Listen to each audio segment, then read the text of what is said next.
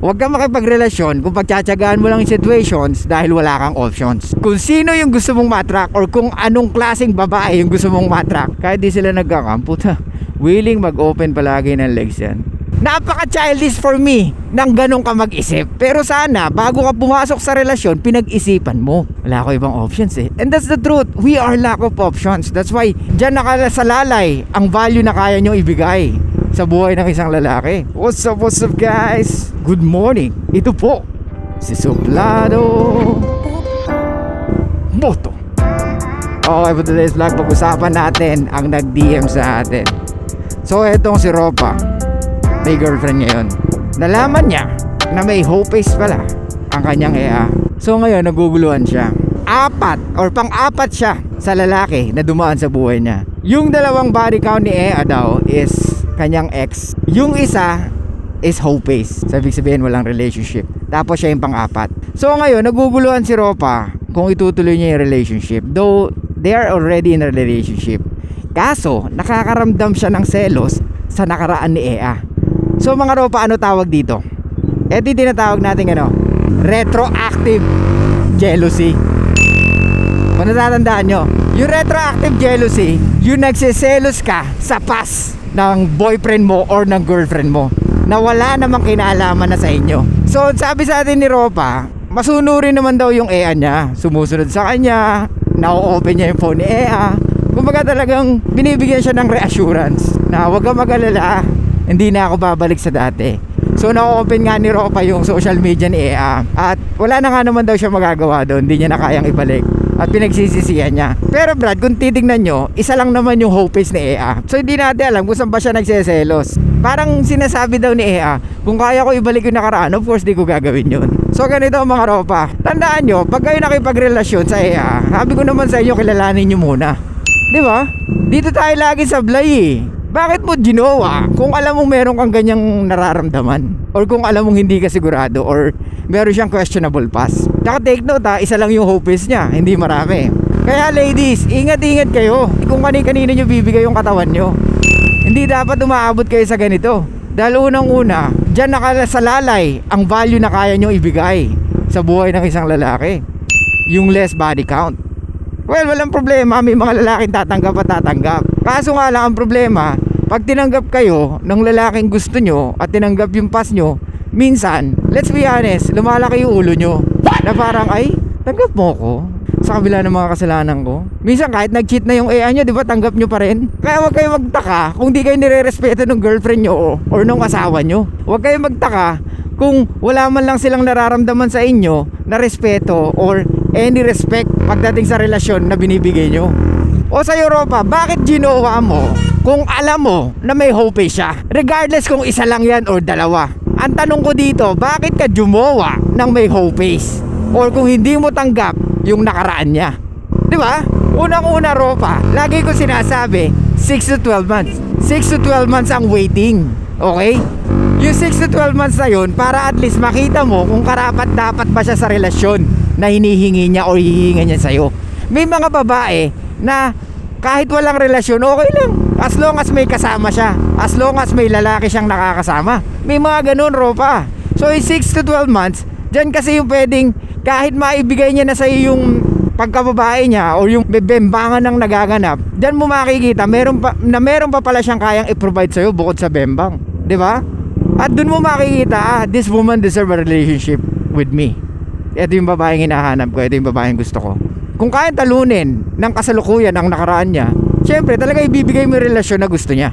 Tama? O ibibigay mo yung provision and protection sa kanya pagdating sa relasyon. Pero ang problema sa atin, masyado tayong atat. Naatat tayo na, sayang baka mawala Wala ko ibang options And that's the truth. We are lack of options. That's why we are always acting like there's a scarcity of women. Na hindi nyo alam, majority of women nasa labas ngayon. They are dominating every places here on earth, mga Ropa. Ito mahirap pag may retroactive jealousy, mga Ropa.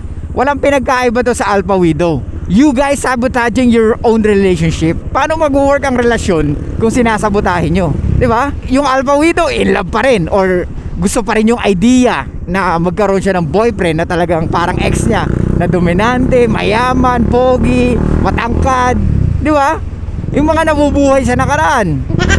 Ito namang retroactive jealousy, same din. Nabubuhay sa nakaraan nung kasalukuyan niya. Kaya nga mga ropa, kung hindi nyo kayang tanggapin yung past ni Ea, wag yung girlfriendin. Kasi binibigyan nyo lang siya ng another body count na may mangyayari sa inyo, bubuka ka sa inyo, tapos hindi nyo naman pala bibigyan ng relasyon unless yun lang din ang gusto niya, walang problema, di ba? Pero kung gusto niya talaga relasyon, tapos alam mo sa sarili mo na hindi mo kayang tanggapin yung nakaraan niya, bakit ipipilit mo? Di ba? Kaya ka naguguluhan, kaya tayo naguguluhan. Kasi even tayo, kahit lalaki tayo, hindi natin alam kung anong gusto natin sa relasyon at sa sarili natin. Kaya nga mga ropa, pag lalaki ka, dapat isang desisyon ka lang. Hanggat maaari, wala kang ibang options pagdating sa desisyon. Di baling magkamali, okay lang. Tanggapin mong mali ka. Pero kung maguguluhan ka, nasan ka? Nandun ka sa feminine energy na pabago-bago isip. Walang problema, oo, may emosyon tayo. Pero sana, bago ka pumasok sa relasyon, pinag-isipan mo. Sa mga nagme-message sa atin, feeling ko lagi, hindi nyo ginagamitan ng pag-iisip. Kaya minsan, ganito magsalita si Suplado Moto. Kasi tingin ko minsan, hindi nyo ginagamitan ng critical thinking, mga ropa.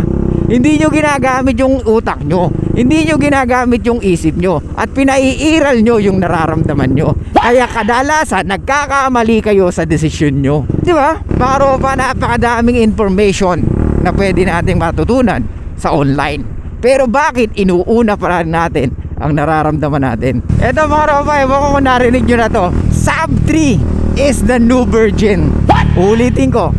Sub 3 is the new virgin. So ibig sabihin, pag tatlo yung body count niya, you can still consider her a virgin or wala pa sa whole face. Pero syempre, depende yan kung ano ang paniniwala mo.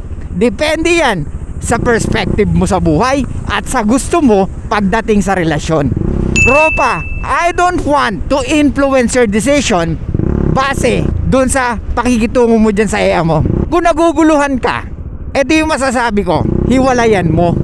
Kasi meron ka sa aking sinabi na minsan iniisip mo na baka pag nagkaanak kayo or ayaw mo magkaanak sa kanya kasi nga baka mamaya makita kayo nung lalaki na bumembang sa kanya at isipin, ay, may nangyari sa amin yan.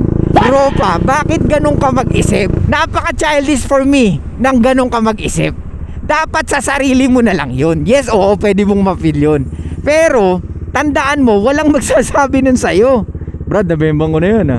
Hindi ganun, Ropa. Ikaw ba kinikwento mo lahat na nabebembang mo? Hindi naman, di ba? Well, nasi-share mo sa mga close friends mo. Pero ipangalandakan mo, hindi tayo ganun, Ropa. Ang totoong lalaki, sa atin lang yun.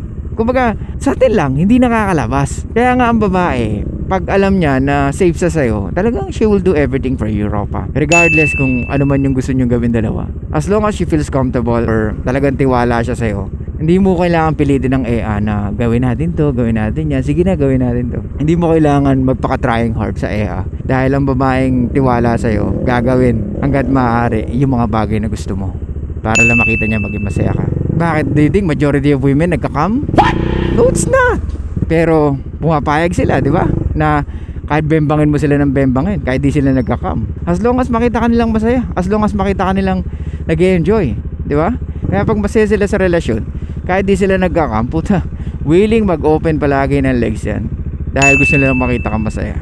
Okay? Okay, Ropa, ganito. There's a difference between retroactive jealousy and insecurities.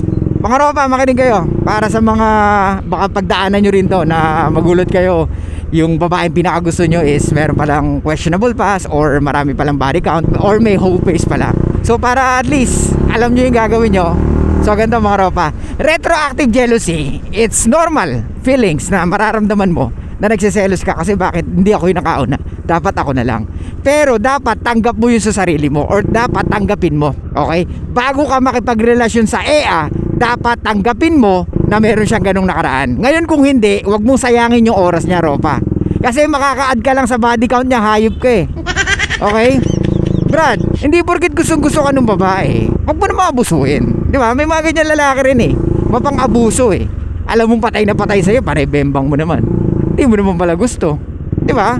Well, walang problema kung yun ang usapan nyo. Anyway, retroactive jealousy, kailangan tanggapin mo nga yung past niya na may ganun siya. At mararamdaman mo yun once in a while, lalo na pag nakipagrelasyon ka na sa kanya. Pero, be man enough na tanggapin mo yun at dapat tanggap mo yun. Okay? Yung insecurities naman, kung alam mo na lagi kang ganyan, pag nalaman mo ang isang babae may questionable past or may whole face, then better find a woman na talagang swak sa gusto mo or hanggat maaari virgin. Okay? Pero paano mo malalaman yun kung hindi mo kikilalanin? Ako I genuinely believe mga ropa, kung sino yung gusto mo ma-attract mo. I mean, wag naman Miss Universe, too much naman yun. I mean yung realistic lang. Kung sino yung gusto mong ma-attract, pwede mong ma-attract. I genuinely believe kung sino yung gusto mong ma-attract or kung anong klaseng babae yung gusto mong ma-attract, pwede mong ma-attract. Okay? Kailangan mo lang talagang paniwalaan. Kaya nga mga ropa, kung gusto nyo ng virgin, kung gusto nyo ng isa lang yung body count, dapat meron kang criteria or dapat sinusulat mo na, kagaya na sinabi ko sa kung paano maghanap ng ideal girlfriend, di ba? Kaya nga dapat sinusulat mo na kung ano talaga yung hinahanap mo sa isang babae para at least hindi ka na pupunta sa babae na pagtsatsagaan mo lang yung situation kasi wala kang options. Hindi pwedeng ganun. Ulitin ko, huwag kang makipagrelasyon kung pagtsatsagaan mo lang yung situations dahil wala kang options. Okay? Hindi pwedeng ganun, ropa, kasi panggagamit yun. Ikaw ang pinaka-lonely sa lahat nun. Di ba? Kasi hindi mo matanggap na walang pumapatol sa'yo at ang gagawin mo, magsesettle ka sa isang relasyon na hindi mo gusto yung sitwasyon kasi wala kang options. So mga ropa, ulitin ko, kung insecure ka or may insecurities ka na pag ang babae mataas ang body count, lubayan mo na. Kung gusto mo ng relasyon at may insecurities ka sa mga EA na mataas ang body count or may whole face, then better find a girl na talagang masasabi mo walang questionable past. But like I said, paano mo malalaman yun? Kailangan mong kilalanin yung EA na ide-date mo or gusto mo jowain. Kasi ang hirap sa atin, puro tayo settle agad, puro gusto nyo kagad girlfriendin, hindi nyo nga kilala. Tapos pag nakilala nyo, iyak kayo. Pag naalaman nyo, ito palang babae na to naging maharot sa nakaraan niya. It's unfair, man. Naniwala siya sa pinakita mo. Kaso nung nalaman mo yung whole face niya, biglang nagbago ka. So ibig sabihin, isa kang scammer. Diba? In-scam mo siya. Kaya ka wag tayo makikipagrelasyon agad. Alamin nyo muna mga ropa, 6 to 12 months. Diba? Kung alam mo na itong babae na to may questionable past, then find another one or date another one. Diba? Hindi pwedeng magsesettle ka sa sa isang babae dahil wala ka lang ibang options. Hindi ganun. Wag ganun. Okay? That's a losing mindset, ropa. We should have the abundance mindset. Okay, pagdating sa EA at pagdating sa buhay natin. Okay? So sana mga ropa may natutunan kayo. Retroactive and insecurities. So magkaiba yan, ha? Retroactive, kailangan matanggap mo or kailangan tanggapin mo na ganun talaga. Mararamdaman mo yan. Pero at least sinabi niya sa'yo at handa kang tanggapin yun dahil nakita mo naman kung hinahanap mong ugali ng babae or yung criteria ng babae nasa kanya. Pero yung insecurities, kung regardless kung ano man yung pagkatao niya or ano man yung kahit nasa kanya yung criteria na hinahanap mo, kung ayaw mo talaga ng ganoon, then wag ka na talaga makipagrelasyon sa ganong EA or sa mga ganong EA. Okay? So hello guys, thank you so much. I'll see you guys next time.